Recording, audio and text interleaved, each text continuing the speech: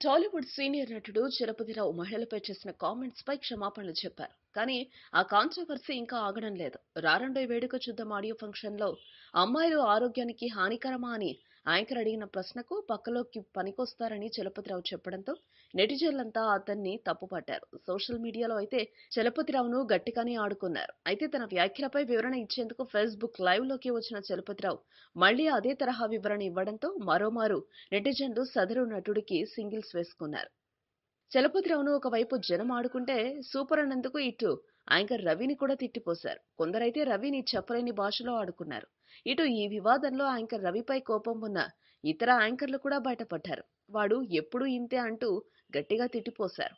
మా టీవీలో రవితో పాటు పనిచేసిన యాంకర్ శశి ఫుల్ గా తిట్టేశారు. సినిమా క్యాప్షన్ ను చలపతిరావు యాంకర్ రవిపై అయితే ఒక రేంజ్ లో ఫైర్ అయ్యాడు. ఇటు తాను తిట్టలేక కావచ్చు, శశి వీడియోను రవితో ఒకప్పుడు యాంకరింగ్ చేసిన లాస్య ఫేస్బుక్ లో షేర్ చేసింది.